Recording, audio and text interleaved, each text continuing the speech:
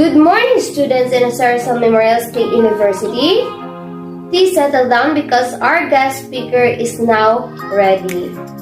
So she is a 22 years old. She is young and talented, and she is also a student teacher in a course of Bachelor of Physical Education. Please welcome Miss Jane E. Evalaroza. Thank you, everyone. So, yes, I am Jane Evalaroza, and once again, good morning. And now I am your guest speaker for this event. So, before we start, I have a questions for you students. What do you think, teachers, or what comes to your mind when it comes a word teacher or teaching? Okay, please give me one word. Nobody? Okay, so I guess you don't have any idea what is a teacher. So for me, I guess you think the teacher is just teaching students, teaching a lessons, or making grades, making lesson plans, or making some outputs. Yes, it is.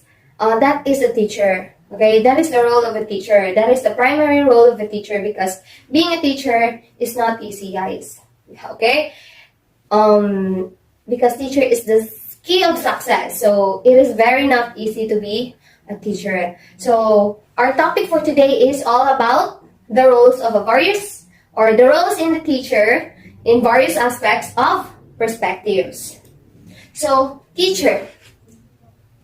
Teacher is to deliver classrooms instructions that help students learn. So as what I've said earlier, the teacher is teaching students and giving a classroom instructions. So next is the teacher must be prepare an effective lessons, grade students' work, and offer feedback, manage classrooms, materials, productively navigate the curriculum, and collaborate with other staff. So basically, teacher's requirements is doing what else? Making lesson plans, making activities, making quiz or short quiz assessments, or etc. Many more. So as what you've discovered or observed in your teacher or in your advisor, they are so busy with paperwork. So that is a teacher. Excuse me. So I have here the 12 roles for being a teacher. So the first one is as a director of learning. So director of learning, the teacher is a director of learning. So the teacher plans and organizes learning activities, leads students through the learning episodes, controls the whole learning situations, and appraises the effectiveness of the learning situation. So that is a teacher. That is a director of learning. So teachers are always organized plans or learning activities. They're always making a new ideas, or always think that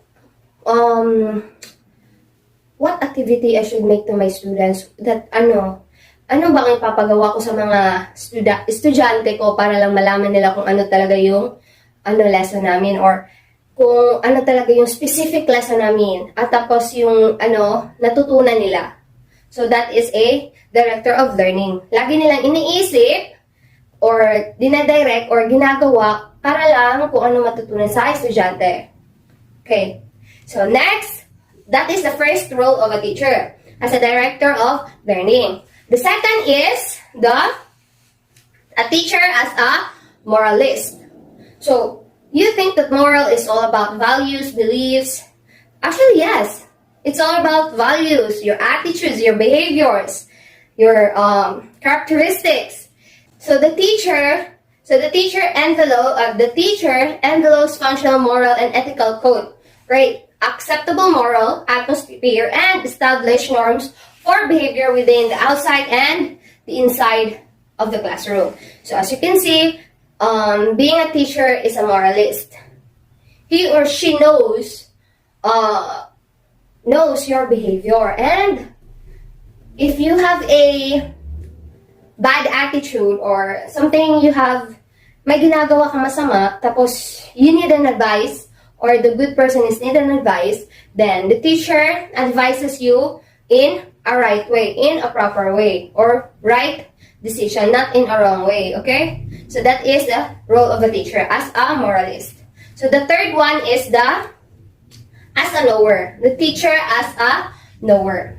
So the teacher knows how much about the general fields of knowledge, thoroughly masters the subject matter of his field of specialization, brings learners to world of ideas, provides accurate information to students, and readily answers the students' questions. So that is also one of the teacher's role. So as a teacher, he or she knows the knowledge of the students. Like for example, this student can't read, right?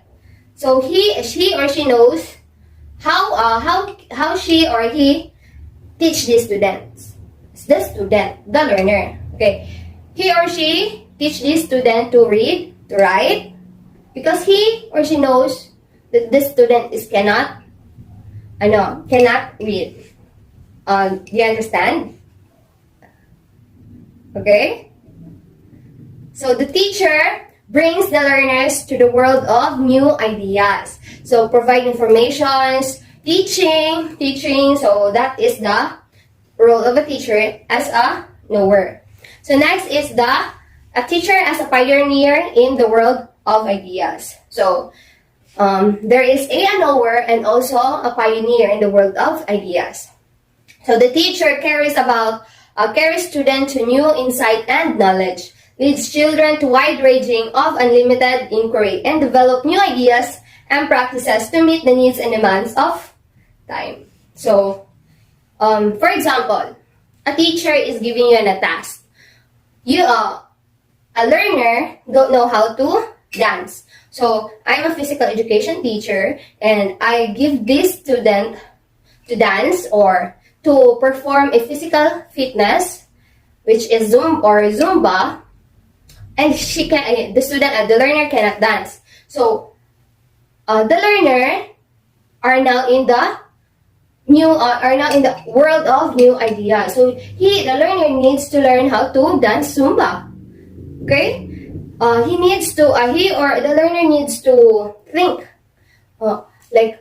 paano ko gagawin yun? Hindi man ako marunong mag-zumba, hindi man ako marunong sumayaw, hindi man ako ganito, ganyan. So, ganyan. Pero, oh my God, para sa grades ko, gagawin ko talaga.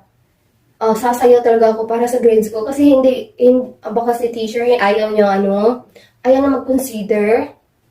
So, a student or a learner needs to face new ideas, needs to learn new ideas and new knowledge so that to meet the needs and demands of time. So that is one of the role of a teacher is to teach the students to face in new ideas and knowledge. Okay. Next is a teacher as a decision maker. So the teacher decides on the objectives that should be established, the type of instructional program that could be conveyed, the most effective methods, techniques, approaches, and materials that will facilitate the attainment of the objectives and the most appropriate grouping that would benefit the learner. So, as a teacher knows how to decide. Okay? So, for example, umulan. And then, your activity is doing a physical exercise outside of the classroom. And then you said, the learner said that, Teacher, umulan man, hindi man tayo makapagsayaw dyan sa outside ng outdoor stage. Kasi mabasa, baka may sabi ni teacher naman na, oo, umulan. Doon na lang tayo sa gym. Sa gymnasium natin, sa kabila. Kung walang students doon, sa susunod na lang tayo mag-perform. Ganon. So, that is a teacher. Kasi, teacher won't, hindi nila papayagan yung student na roaming around or doing the activity na umuulan. Kasi, kapag na-injury yung student, yung teacher yung papagalitan. You see? So, ganyan. So, teacher loves their student. So, alam nila kung ano yung kalagayan ng panahon and kalagayan ng estudyante kapag ginawa nila yung physical activity na umuulan na outdoor stage. And as a teacher, decision maker, alam din niya, or as a teacher, knows how to decide what is right and what is wrong. Okay? How to decide kung sino ba kung nag-aaway ba kayo, alam niyo kung sino yung i-advise niya o ng mali o tama. Okay? So that is a role of teacher as a decision maker. Next role is as an counselor. Kung may decision maker, may counselor din. Baka inisip nyo guidance counselor ba to? So, siguro, parang gano'n na din kasi yung teacher nyo is a second family na. Okay? Your teacher or your advisor is already your second family. Your second mother or your father. Okay? So that is a teacher. So the teacher establishes effective relationship with the individual student, collects pertinent information about each student, guides student in understanding himself, gives advice, and assists student in finding solutions to their own problems. So as a counselor, you need to counsel. You need to, for example, a bully is may binubuli. Ito Tagalog na natin. May binubuli na estudyante. Tapos yung estudyante nagsusumbong sa teacher nyo. Then yung teacher nyo, pinatawag yung bully. Okay? The teacher is counseling the bully. Sinasabihan niya na, hindi mo gawin yan or hindi mo pwedeng gawin yan kasi mali yan. Ang gagawin mo is to make friends with him or her. Yeah, kasi yan yung tama. Yan yung need mong gawin. Okay? Para hindi ka makapagbigay ng masakit na words or masakit na physical, yung parang nananapak ba or inaaway ka or scratches your body or ano. So, that is a counsel. Lagi nilang sinabihan yung estudyante kung ano yung tama at yung ano ang mali. So, that is a teacher. Hindi yung teacher, not a teacher na kinukonsente ka. Sige, awayin mo yan. Hindi ko gusto yan, estudyante na yan. Kasi ano yan, bad yan, ganun. Hindi. As a teacher knows how to give discipline to your student. Not a discipline na physical abuse ha. No. It is a right way to discipline your student. Need to advise, to motivate, and to tell him or her, or to tell the learner what is right and what is wrong. So, as what I've said kanina, may decision maker, meron ding counselor. So, next role of a teacher is as an information processor. So, ano kayang, sa isip nyo, ano kayang ibig sabihin ni ma'am, no? As information processor. Ano nasa isip ninyo? Okay, wala. So, the teacher analyzes information and events and make it learnable, facilitates its comprehension, interprets them to learners, communicates them in a manner that students can comprehend. Did you understand that? Huh? Okay, as an information processor, the teacher needs to analyze the information. For example, in an event, when it comes to English culminating or English events, meron silang English writing, English poem writing, English, and many more. Marami. And one of the learner that cannot understand the instruction. Okay, and she asked, or she asked the teacher, Ma'am, ano po bang ibig sabihin ng instruction? Hindi ko kasi maintindihan. Ganon. So, as a teacher, you need to if the instruction is English and then the teacher and the student cannot understand quickly to the instruction, as a teacher needs to translate or needs to make the learner understand the instruction. Hindi yung parang ano ba yan? Basta hindi yung parang ginagawang complicated, yung instruction parang you don't understand more na kasi kinocomplicated ng teacher. Oh. So, as a teacher, you don't need to complicate instructions when your learner cannot understand. Okay? So, you need to interpret. Okay? You need to interpret the instructions so that the learner understand and know how to do his own ideas of making the English writing or the poem. So, that is a role of a teacher, huh? A teacher needs to be approachable. Also, because I've been experienced that some of my teachers are not approachable when I'm asking some instructions. In my past student in my college life, high school, elementary. Yes. So, as a teacher, you need to translate an information so that your student can understand. So next role is as a model of the youth. For the youth. Baka sinasabi niyo or iniisip niyo, baka model or Victoria's Secret na model ba yan? O ganon? No! It's not. Hindi yung fashion na model, ha? It means that the teacher amplifies the scholarship and ideas valued by society and demonstrate acceptable sets of values. So as a teacher, you need to be a model of the youth. As a teacher, ang tingin sa students mo, mataas ang standards ni sir, pero alam ko mabait yan and approachable yan. And, ganyan, pwede pala. Pag sinasabi, once the teacher said that, you need to dye your hair into black. Kasi bawal yung blonde. And then, nag-blonde hair ang teacher mo. Hindi pwede yun. Dapat black hair din yung teacher nyo. Kasi, you are a model of your teacher. Why are you teaching to your students dyeing your hair black and when the teacher's hair is blonde? Right?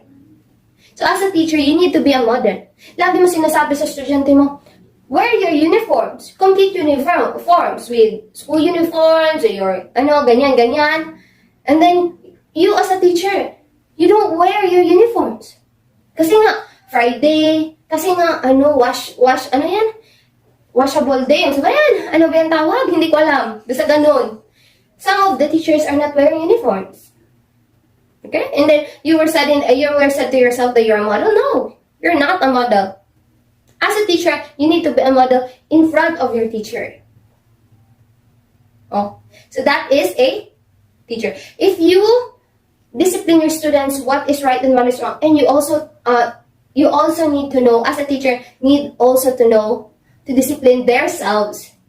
Hindi yung lagi lang sinasabihan ng yung mga students, hindi naman ginawa sa teachers sa kanilang sarili. Okay? Did you understand me? So, teachers out there, I know, naririnig niyo ako. So, next role of a teacher is, as a person of culture.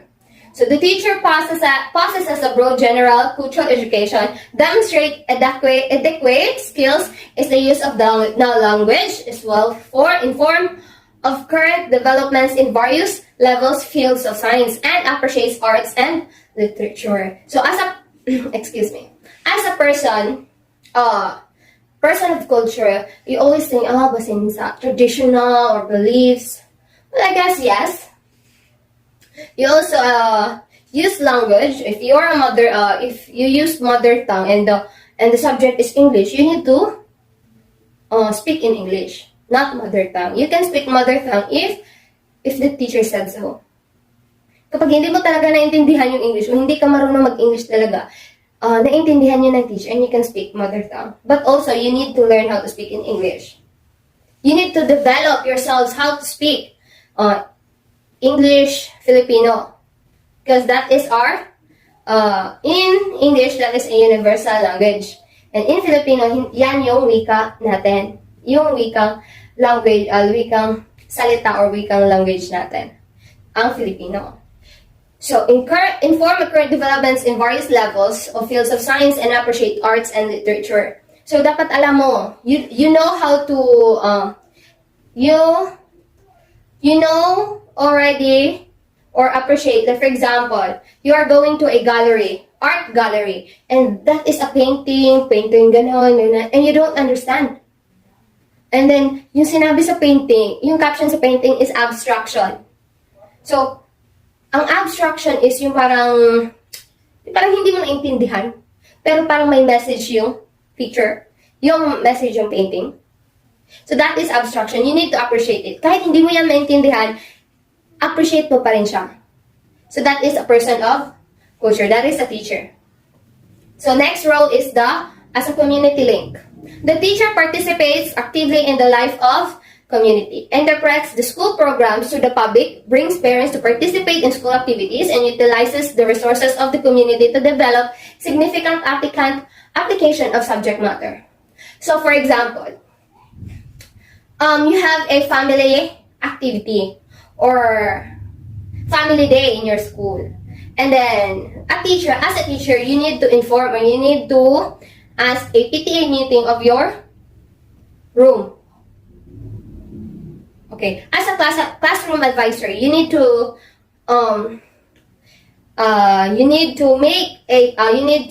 conduct a PTA meeting so that the parents of the students knows kung ano talaga yung activity sa family day. And then the parents should participate. Hindi lang yung estudyante lang lagi nagpa-participate. Dapat din yung parents. Okay? Hindi lang yung ma, sali tayo ganyan-ganito. Ma, wag ganito. Nak, wag, busy ako, ganun. No, you need to give time to parents also. If my parents ba dito, parents also need to give time to your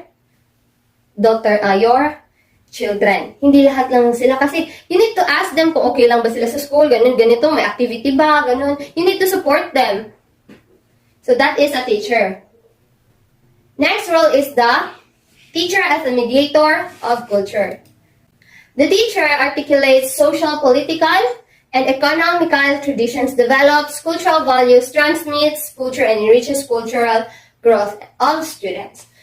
So, kung merong person as a culture, meron din as a mediator of culture sa teachers. So, teacher knows the social, political, and economic traditions, develop cultural values, transmits culture, and enriches cultural growth of a student. Sa teacher, lagi na lang tinuturo yung estudyante nila kung ano yung values, like for example, tinuturo, so one of the learner asking, ma'am, ano po talaga yung culture ng mga indigenous people? So as a teacher, you need to answer the questions of the learner. Lagi mo sila, indigenous people, they are the ganyan. Yan yung ginagawa nila, yan yung mga culture nila. Yan yung mga traditions nila. So that is a role of a teacher. You need to teach your students kung ano ang culture, kung ano ang traditions ng lugar or ng every culture ng isang lugar. And also, in social, political, economic tradition, as a teacher needs to teach the students values and disciplines. Teachers always said that respect your culture and respect your tradition so that that person respects you too. Respects your culture, respects your tradition. So that the students will grow. Yung parang nag-grow nila na alam nila, ganyan sila. Pero tayo hindi. Hindi ganyan, wala tayong ganyan. But we need to respect them. So that is the role of a teacher, a mediator of a culture. Hindi lahat na, wag mo sabihin na, hala, wag sila ganyan, we don't respect them because na sila sa low standard. No, low culture, no. Kahit ma-low culture man sila or ma-high culture, you need to respect them. Because that's their tradition. Okay? As a student, you need to respect the culture. Okay? Respect the tradition of everyone. And as a teacher, you need to teach your students how to respect cultures and traditions. Did you understand, class? Or did you understand, students, here? So, what do you think? Do you think teacher is difficult? For me, yes.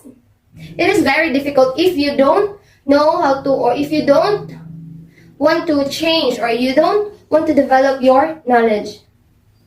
It is very difficult. But at first, it's very difficult because you need to adjust yourself. Okay? You need to adjust yourself.